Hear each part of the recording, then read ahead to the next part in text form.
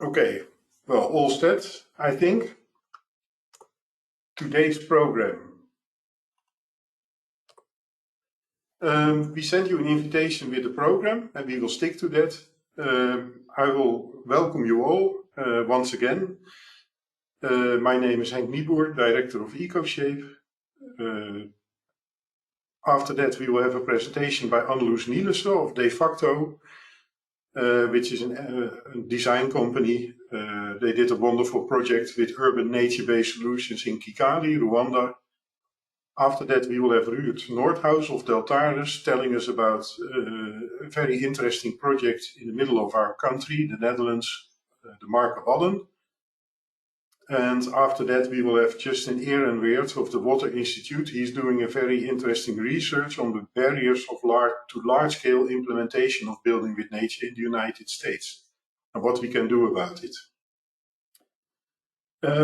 So I will give you, to start with, I would like to tell you who EcoShape is, what we did, what we are doing, and what our ambitions are. Because I expect that with so many people registering, there are some new people. To be close to the microphone and also speak a little bit slower. That will help out our interpreters. So with that, I'll go ahead and present our first topic, which will be first an overview of it, and then the application. Talking through us. I'd like to present the two speakers now. Dr. Tiago Henk Nieboer is a public health professional working on healthy urban environment and sustainable mobility and related issues with the Department of Environment, Climate Change, and Health, WHO. His most recent work includes the... Okay, so amazingly, we were connected to another webinar, I guess. I will continue with this webinar now. EcoShape is a network of organizations and individuals working together to advance the application of building with nature in water-related societal issues. We work from the Netherlands. It's a foundation that facilitates the Building with Nature network. And what we do is to coordinate, facilitate, and orchestrate the activities of that. And in that way, we want to contribute to the realization of the global goals through addressing societal challenges through building with nature solutions on a landscape scale. And we did over the last decade, we worked hard to develop knowledge based on actual pilot projects. And this is an overview of the pilots that we did.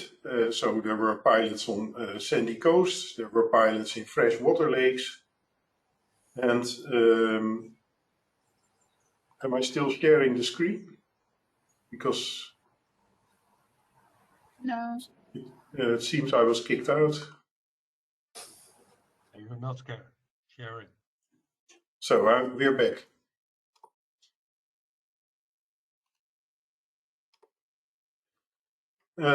So this is an overview of the pilots we worked on.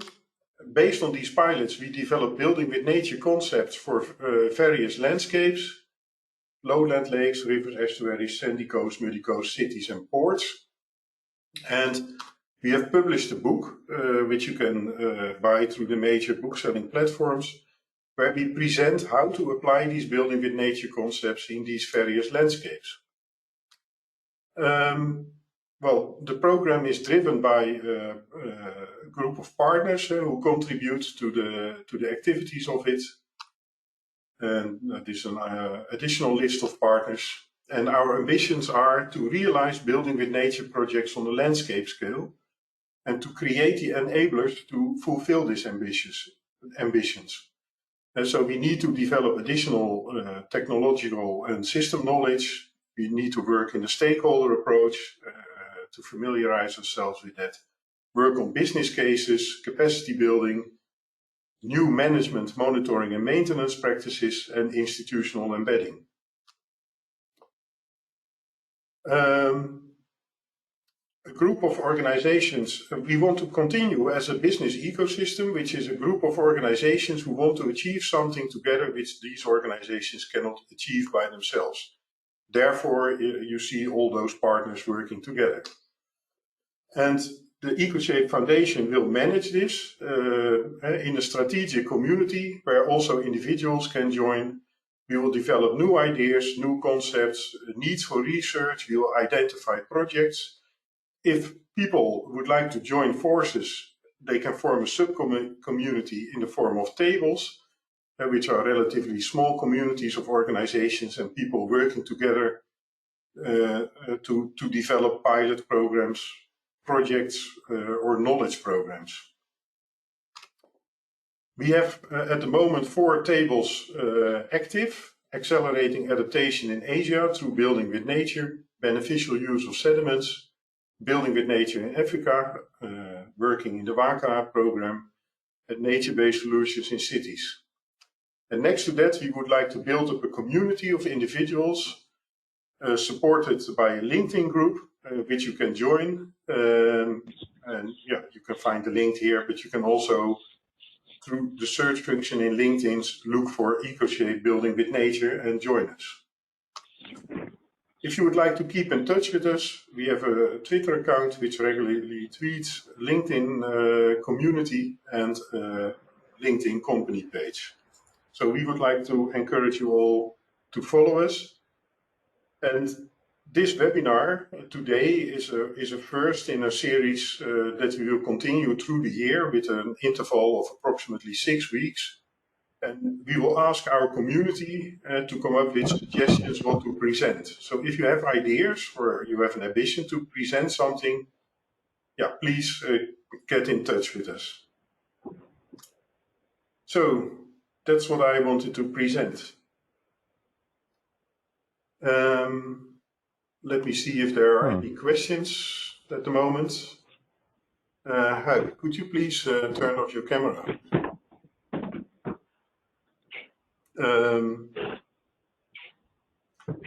Well, I see no questions at the moment. So let's continue with the interesting presentations that we have ahead of us. And I will now invite Anneloes to become the presenter for the next presentation. But I have to find you in the list of people.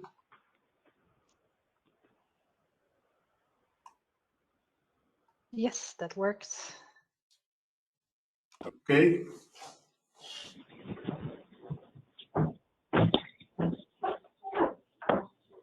Anneloes, will you introduce yourself?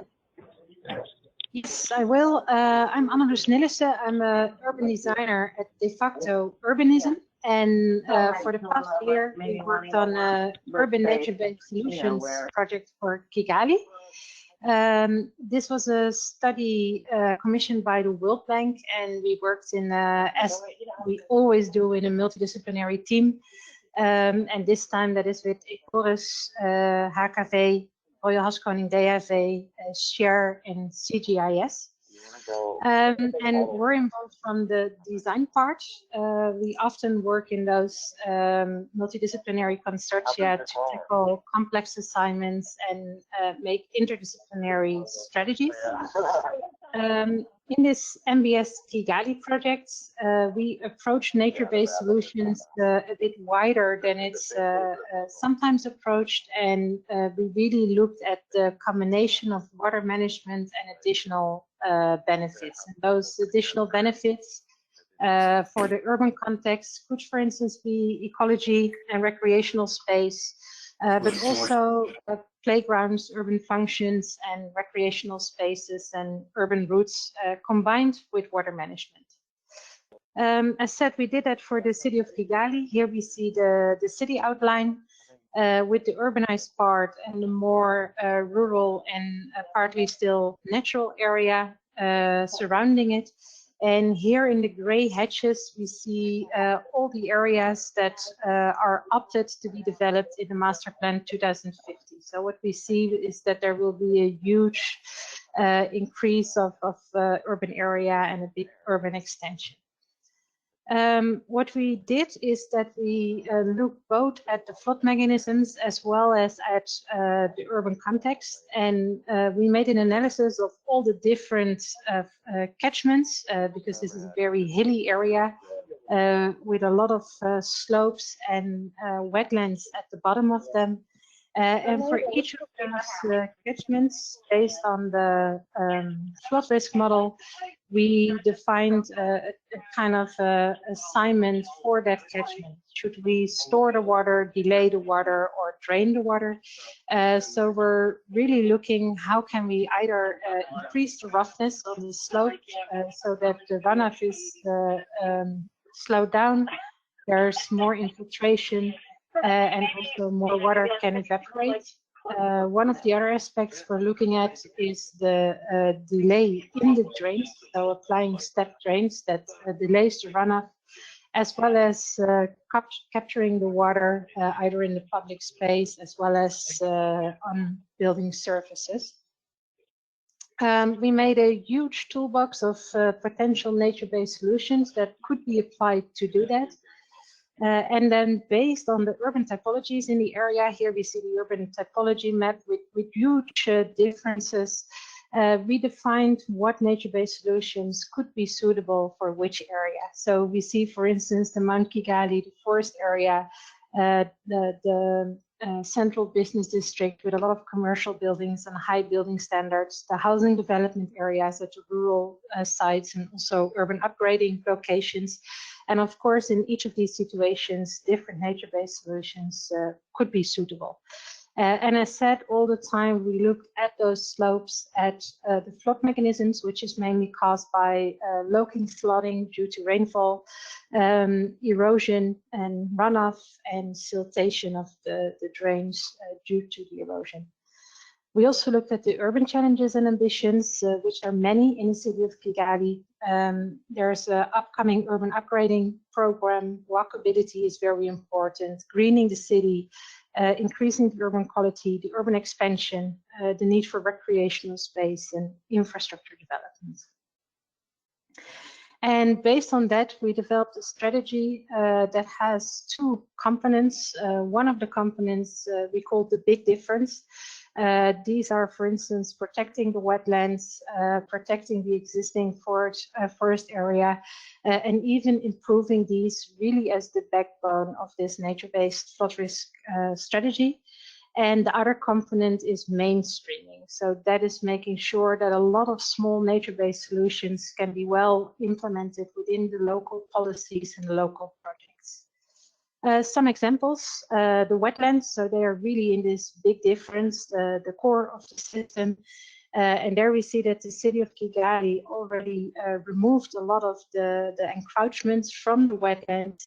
And here in our vision, we really looked at how to protect the wetlands by, for instance, creating edges, recreational edges that serve for demarcation, but also, for instance, by creating a water storage edge that really delays the water that comes from the slopes, can filter it, and can really delay the runoff. As well as more modest interventions, such as, for instance, widening the drainage canals in a way that they can store more water, but also become this interesting feature in the landscape design. Another example is the forest improvement. What we saw on the slopes is that there's a lot of eucalyptus trees and there's almost no ground coverage. Which means that the water has problems to infiltrate, but also that ecologically the forest doesn't have a good function, and a lot of the water erodes soil from the slope. So one of the proposals is to really improve the quality of the forest, make sure there's a lot of ground coverage to really hold the water better and prevent a lot of the erosion. And we connected each of those, of course, to a strategy map. What is interesting, what we see with the forest measure, is that maybe from a hydraulic perspective, you would not fully cover the cost in that, but we see there are a lot of additional benefits. And that is what we saw with all these nature-based solutions, that we saw this range occurring where you have nature-based solutions that are very effective on the hydraulic impact, and in that sense are cost-effective. We see a lot of interventions where you make an addition to an existing plan, and additional costs are covered by the flood risk reduction that you can create. And there are also parts where there are no additional cost, but by being aware that these are options, you can really well integrate it in the urban design. And it still has an effect. To shortly show some examples, one of the important ones is the integrated road profile. A lot of new roads are being constructed, and by making this integral road design that has a bit more green, more permeable pavement, with all the roads together, there can be quite a big impact. Another aspect we saw is the more integral drains. So what we see is that currently the drains are designed on the most extreme events, and having a lot of space reserved for the drainage on a permanent base, where if there would be a more differentiated drain design, as we see here also in the reference example, the space alongside it could be used as recreational space in the times that there's no extreme rainfall. This integral drain design works on multiple spaces, so it could also be used to, for instance, create footpaths alongside the roads. And by also including the stepped footpaths in, for instance, the drain design, both the capacity of the drain, the reduction of the runoff, as well as the space for the pedestrians could really improve. We also see that in this recommendation for the urban upgrading, by having a stepped footpath, which is one of the important ingredients of the urban upgrading, and even make that with permeable pavement, the water really gets slowed down while running down the slopes. Another important opportunity is to really include green spaces in the master plans. For instance, in the areas where there are some very steep slopes in the housing development areas, those now remain bare, but could be very interesting parts for pocket parks that can make sure the soil is not eroding. Altogether, for the whole city, we made for different locations this wide selection of nature-based solutions that can be applied in those different regions. And the final results in the form of a report and video will be available this summer.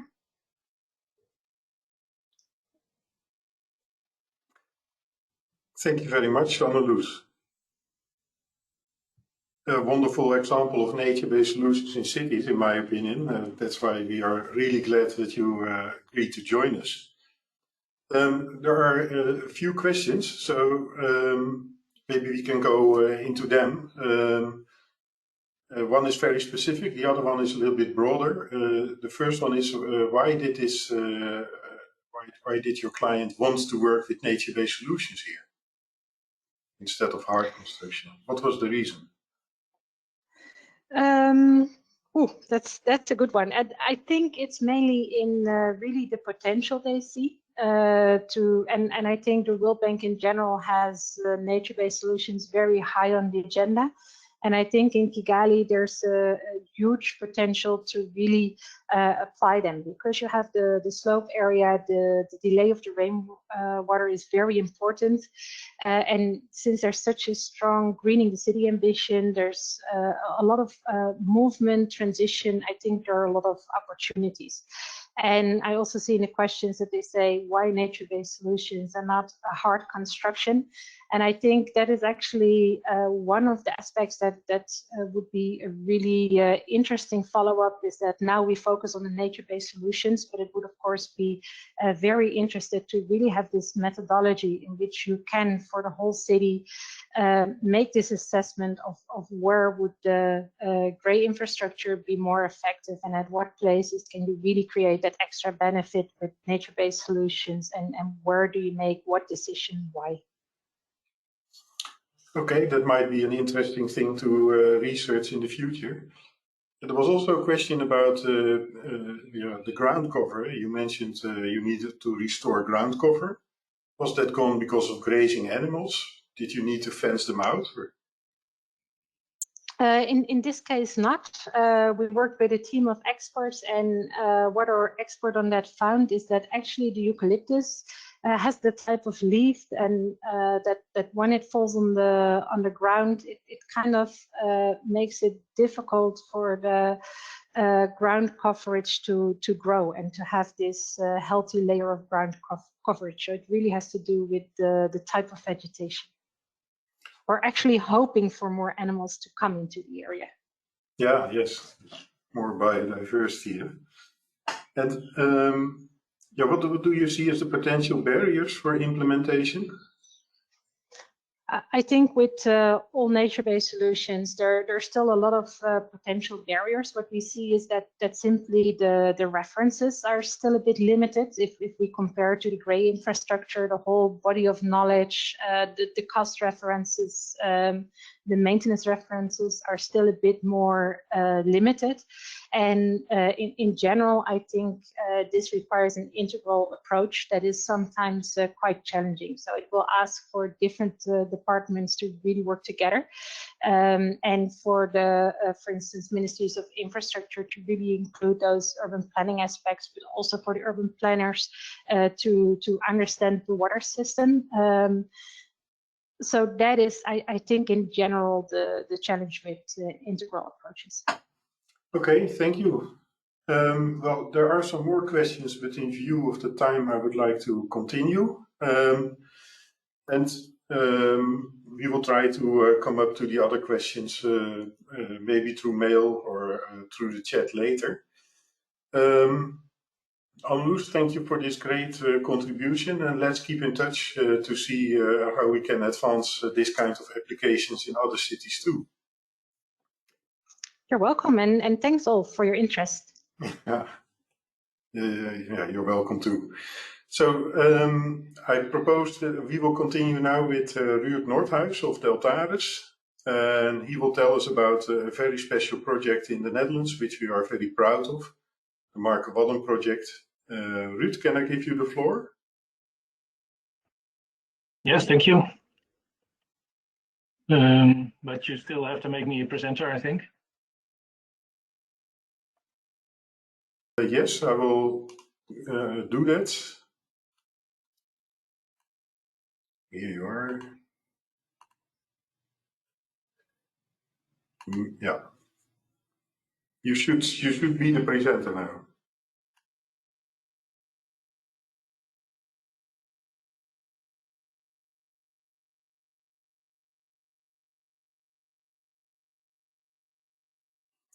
For some reason you are muted.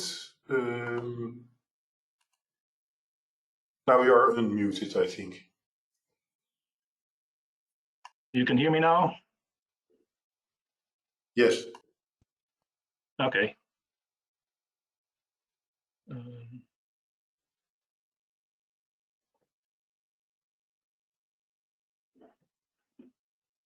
Well, Markerwadden is a newly built archipelago of bird islands in the shallow and turbid Lake Markermeer in the Netherlands. Lake Markermeer is a largely artificial lake. It is part of a formerly brackish inland sea that was dammed in 1932 and then turned fresh. Half of this area was reclaimed. You can see the green colored boulders in the picture on the right. And among the remaining waters, Lake Markermeer was separated from the bigger Lake IJsselmeer and the River IJssel in 1975 by another dam. It was meant to become another polder, but that plan was abandoned.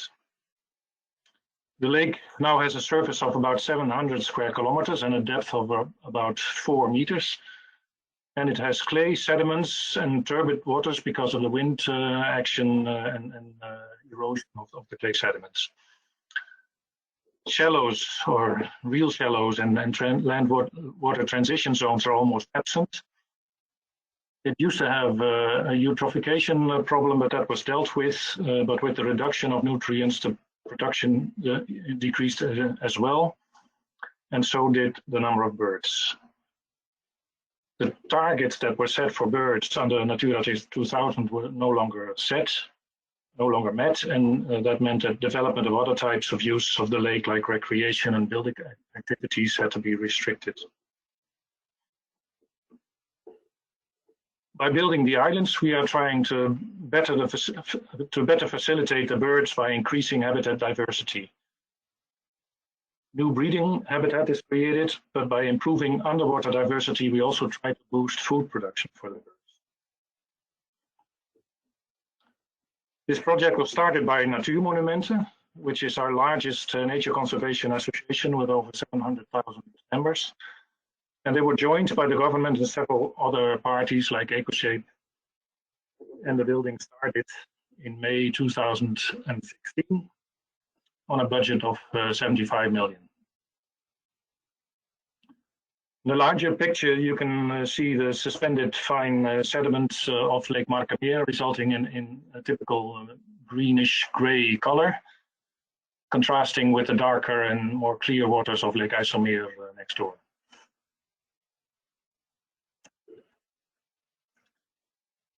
In 2016, the first island was built. You can see it on the lower right.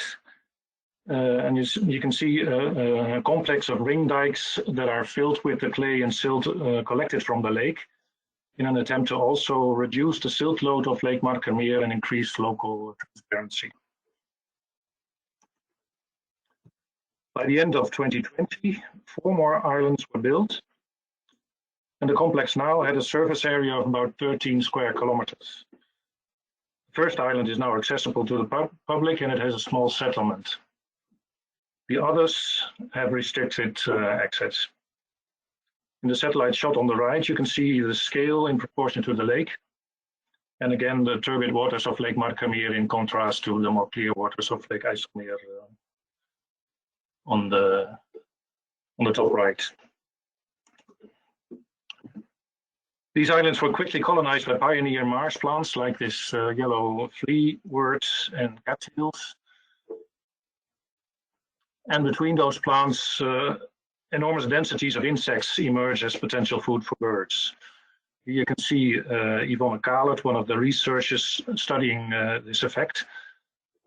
Because scientific studies like this are conducted by a diverse community of researchers from several universities and research institutes.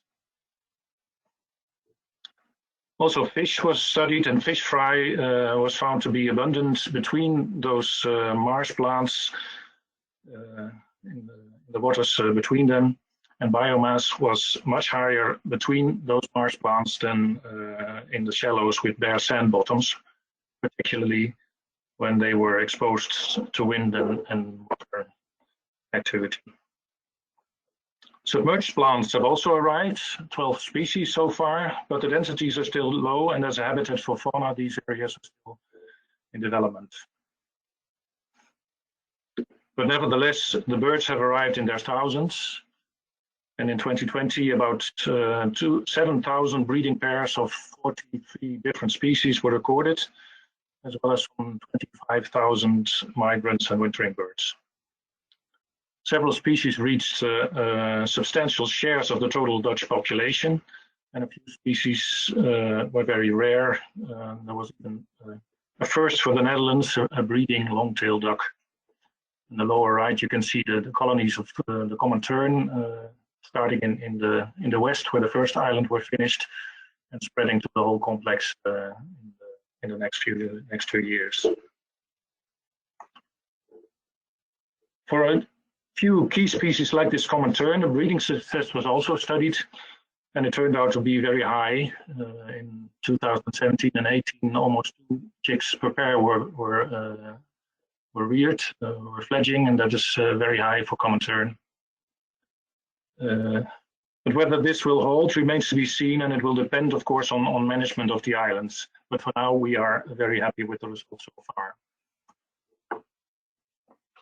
And the latest developments, in the meantime, the building continues. This is a map of what is going to happen this year. This year, 2 new islands are being built.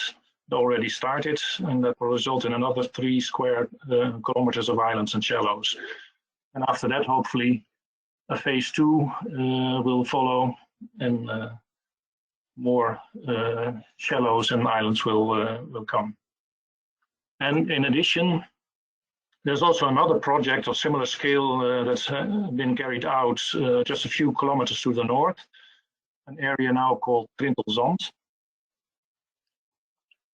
And together with the existing wetland area Oostvaardersplassen to the south, Nillesen and Markerwadden now forms the new national park Nieuwland that spans some 25 kilometers across from north to south. Markerwadden now also serves as a stepping stone between those areas in the north and in the south. And the birds have started to switch between those areas, making the most of changing opportunities and combining breeding, feeding, and resting habitats of different character all across the area. And that we think is very exciting because it means that you move from local response to use of the area on a landscape level. And when the scale is large enough, these areas can develop as sources of colonization of other areas across the country. Oostvaardersplassen is also large enough already to have that effect. It has already proven to be a source for colonization of the country for several species, including the white-tailed eagle, recently. These are two very recent aerial pictures taken last month, showing the archipelago on the left from the main island, and on the right, the building activities of the two new islands just starting to emerge above water. And this is a view of the settlements. It is an exciting idea that developments have only just started and that there's a lot more to come. And Markerwadden has already become an exciting place to be for anyone who's into nature, and for a privileged few people, it's an amazing place to spend the evening. And of course, that's the last picture. Thank you very much. Okay, thank you, Ruurd. Well, you were talking about privilege, but I always understood that the islands can be visited by anybody. Can you explain that? Do you know about that? They can be visited. Sorry, they can be visited by anybody. You can book a place on a boat that's going back and forth in the weekends all summer long. Of course, a bit changed by the corona regulations, but you can visit, but only for a day visit, so you can go back and forth. There's a small settlement of a few houses for guests that can stay a few days, but of course there's a long list of reservations. Okay, so those are the privileged ones. Yeah. And so there was a question about what factors will determine the possible expansion of the island? So why would it be expanded? What would be the motivation to do that? Can you elaborate on that?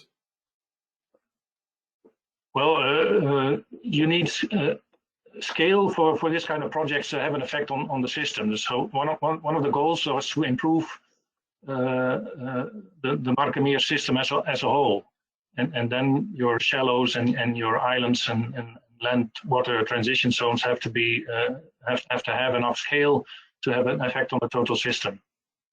So that is why Markerwadden is planned to be twice as large as it is now. And also, it's important to connect it to other projects like Nillesen.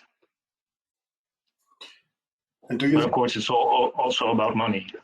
Yeah, well, what isn't? But would you say that if Markerwadden is realized into its full extent, that we will have a healthy ecosystem in the Markermeer, or will it be locally owned? That's difficult to say. Depends on how large it becomes, and there are already new ecological values as a result of building the islands. But the production in the lake itself and the health of the entire system, that depends on dynamics, and that is going to be very difficult with a fixed water level. So it's very important to have areas in which you can fluctuate the water level to act as a sort of a pump to pump nutrients into the lake and increase production. Okay, yeah. And so you were also talking about management. What do you think is needed to manage this system sustainably in the long term? A question from Mr. Mornat. Well, one thing is that the islands will sink. They sink slowly into the bottom that they are built on because there's 10 meters of clay underneath. So you have to add new sediments every few years, and you can reduce that by having a certain type of vegetation built. But if you don't do it right, then the reed beds will turn into willow forests, and then your natural values will go down again. So you have to have a combination of supplemental sediment and grazing animals or mowing reed or removal of trees in part of the areas to keep the diversity as it is now. Okay, thank you. I have no further questions, also not in the chat. Thank you for your contribution, Ruurd. It's always nice to hear more about this wonderful project. I also saw that Stephanie have shared a link to a program on Dutch national television, probably only accessible for Dutch viewers. We apologize for that, but I would recommend anybody who can use it to take a look at this link. It's really a special project. Thank you, Ruurd. You're welcome. Yeah. So I would like to invite our last speaker, Justin Ehrenwerth of the Water Institute in Louisiana, the United States. Also in the United States, there is a drive to work more with nature-based solutions or building with nature solutions, engineering with nature, as they call it there. But they see there are some factors that prevent people from using it, and Justin is engaged in a research about what these factors are and what can be done about them. Justin, could you switch on your camera and start your presentation? Wonderful. Well, first, Henk, thank you. Can you hear me? Is my voice coming through? Loud and clear. Okay, great. Well, good afternoon and good morning, everyone. Henk challenged me. Well, actually, he didn't challenge me, but when we were preparing for this presentation, I said, well, do you think slides would be helpful? And he said, yeah, I think, they could be used, but just as equally, you could try without slides. So I'm going to attempt to, as the last person speaking this morning or this afternoon, depending on where you are, speak without slides and just tell you a little bit about some of the challenges that we are working through right now in the US related to the promotion of nature-based solutions. So first of all, I serve as the president of the Water Institute of the Gulf. As Henk said, we are based here in Louisiana. We really are, in many ways, modeled on Deltares. It was really after Hurricanes Katrina and Rita where people from Louisiana went to the Netherlands to study the way that the Dutch have addressed flood risk, both from a project perspective as well as from an applied research perspective. And after visiting Deltares, they were very impressed by what they saw and decided to create something really in the mold of a Deltares. So we are much smaller than Deltares, much newer, but we certainly look at Deltares as a model. So one of the things that we are currently working on for the U.S. Army Corps of Engineers is to look at the challenge of as the science around nature-based solutions has continued to improve. We have more data on how to best construct projects. We have more data on how to design gray and green. One of the challenges we face in the US is that when water resource projects are moved from local sponsors, from various jurisdictions on the ground, up through the federal process, in order to get funding, in order to move from an idea to actual implementation, the idea has to make its way through the US federal bureaucracy. And the tool that's used is what's called the benefit cost analysis. And this is not unique to the US. Many nations have similar methodologies for choosing what sort of investments to make. But there are some real challenges with the implementation and use of the benefit cost analysis as it relates to the promotion of nature-based solutions. So what are those primary challenges? The first and most important is that, and I can say a few words, I don't want to make it a historical talk, but I could say a few words about the evolution of the Corps' mission, but really the bottom line of it is that over time, the manner in which both the Corps of Engineers as well as other federal agencies in the US have evaluated and ultimately recommended projects for implementation to the president and to the Congress is to go through this analysis of the various costs and the various benefits. And to summarize a very complicated process, currently for the US Army Corps of Engineers, the predominant factor in looking at the benefit and costs are the economics of a particular project. And when you step back, this makes a lot of sense. The way in which we tend to make lots of decisions in our lives is we look at the various alternatives, we look at our options, and we see, okay, which option is going to have the best set of benefits for the lowest cost? And we choose that alternative. Makes good sense. The problem when this is applied to nature-based solutions is that it's very easy, or I should say much more straightforward, to quantify and monetize the economic benefits than it is to quantify and or monetize the ecological benefits and the social benefits. And so historically what has happened is that when a district in the Army Corps of Engineers is putting together a planning study, it makes its way all the way to the Chief of Engineers, to a chief's report, and that chief's report, if approved, makes its way to the White House, Office of Management and Budget, which evaluates it and then determines whether to put it into the president's budget for ultimate submittal to Congress for appropriation. It all sounds a bit bureaucratic. The challenge is that when you open up the hood and you look at how this actually happens, it turns out it's very easy to write down numbers when it comes to the economics. So I like to use the example of Miami. Miami is, of course, a very important city in the United States. The property values in much of Miami, including places like Miami Beach, are very high. So when one is looking at the economics of protecting Miami Beach, you look at the cost of the property value, how much might it cost to build a seawall or another solution, and you look at the ratio, the benefits to the costs.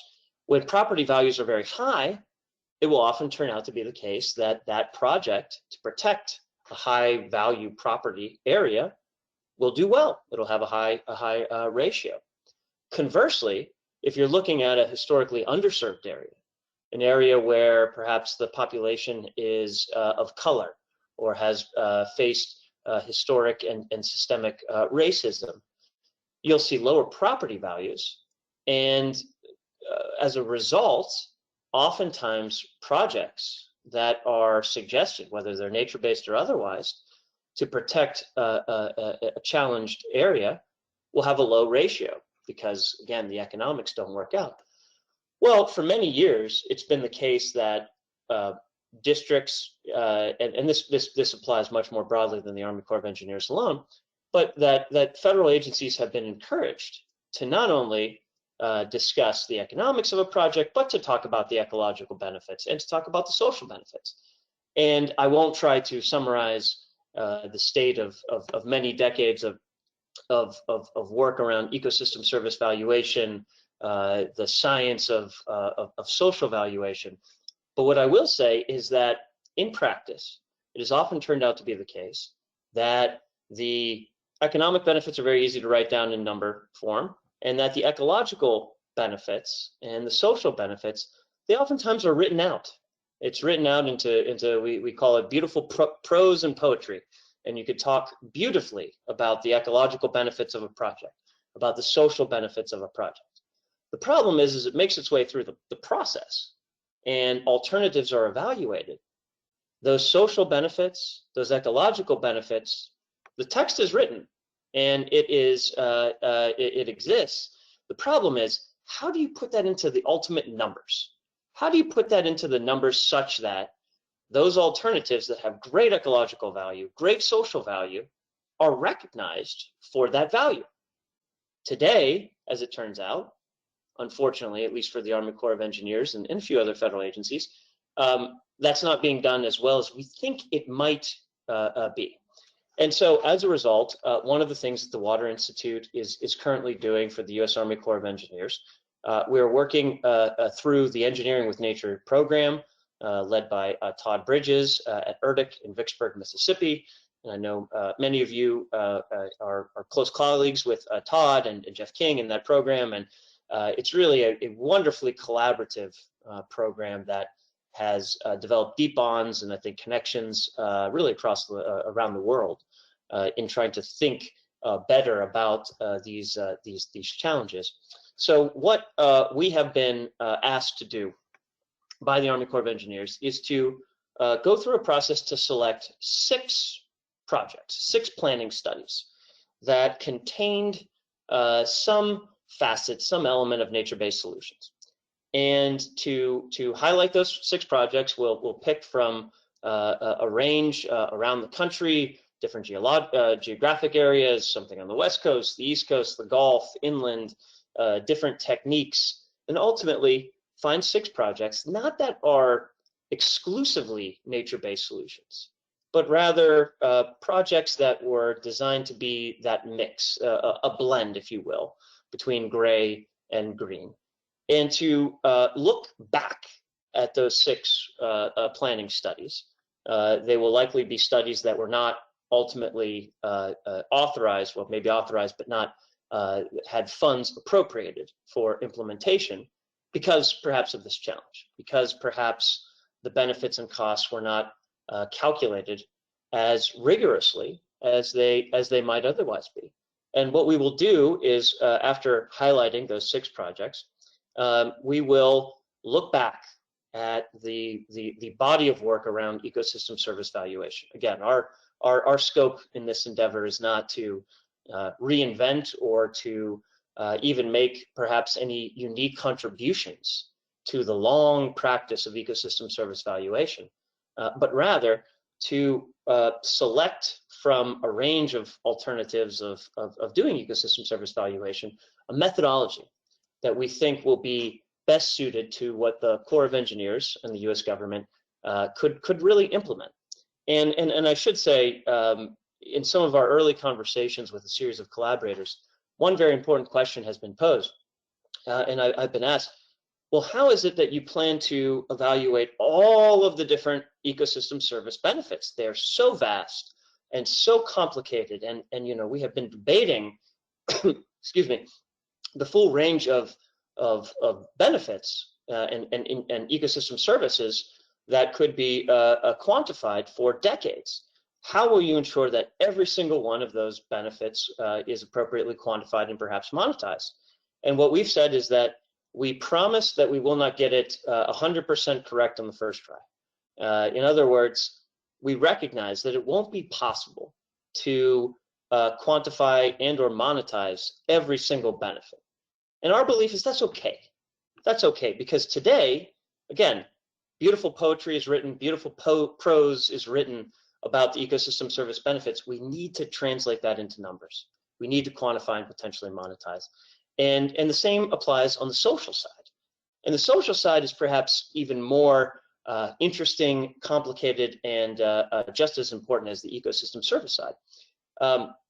And here, one of our opening theories, if you will, is that you can't just open up a box and say, all right, here are the social metrics that we will apply across the board, across communities, across geographies. Rather, what needs to be done if we are to endorse internationally accepted methodologies like the social return on investment, the SROI, and the certification done by Social Venture International out of the UK, for example, is that there needs to be a recognition within the public participation process, within the public engagement process, that there are methodologies that we can use to tease out the social metrics, the social benefits. But what we can't do is just say, here it is in a box, we're going to apply it to each and every project. Rather, what we need to do is recognize that within the development, within the formulation of a nature-based solution study, that there needs to be increased engagement with the relevant stakeholders so that we can understand and develop the social metrics, the social values, so that they can be appropriately quantified, perhaps monetized, but equally as important, monitored over time. How are we doing? Are we actually achieving the outcomes that we want to achieve?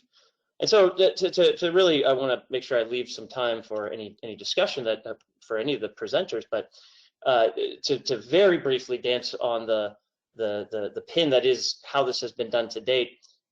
In the 1980s, I'm skipping 100 years of history of all of this, but in the 1980s, the principles and guidelines for the Army Corps of Engineers were established, which really valued economics above all else. In the 2013-2014 time period during the Obama administration, there was a major effort done where the resulting document was called the Updated Principles, Requirements, and Guidelines, the updated PRNG. And it really pointed towards what I'm describing. The problem was that the Corps of Engineers was of the view that Congress would not allow them to use that methodology, that Congress had imposed upon them requirements that said you have to stick with the methodology from the 1980s. And so up until the Water Resources Development Act of 2020 at the end of last year, that was the law of the land, if you will. That has been changed as of December of 2020, and the impediments that have prevented the Corps of Engineers and some other federal agencies from adopting what one might argue to be a more holistic perspective are gone. So I'll really conclude with this note of optimism from the U.S. The Biden administration has from the very beginning put a real emphasis on resilience, on natural carbon sinks, on infrastructure, of course, is a major topic of discussion in this country right now. And some of the very early executive orders, one of which was about, quote unquote, modernizing the regulatory system in the United States. If you're interested in this set of issues, it's a very exciting time. This may very well be, in fact, we hope and believe it will be, the time where the U.S. is able to make major policy changes in the formulation and ultimately evaluation of nature-based solutions. And what that means, to put all the bureaucratic, and I used a lot of acronyms, and I apologize for the overly technical nature perhaps of some of this discussion. The bottom line of it all is that we believe there's a real opportunity to see implementation of nature-based solutions at a scale we've not seen before. So many from around the world have been working on the science, have been working on developing the community of practice around nature-based solutions. And we believe that today we are as well poised as ever to be able to actually implement nature-based solutions at a large scale. So thank you for the opportunity to share a little bit of that with you. And Henk, if there's time or interest, happy to take any questions or comments. Okay, thank you very much, Justin. You did very well presenting without slides, with a typical Louisiana background, with the fan driving out the heat. Well, thanks a lot. There are a few questions, yes. Partly, I think your presentation already answered them. There is a question from Casper Rosenboom. how is the fact that we now can attach a price to the social cost of carbon is helping to make the economics work of nature-based solutions? Is it significant, or how do you see that? Yeah, I think it's a great question. It's one of the many inputs. I think that the development of the social cost of carbon is really, it's one input, right?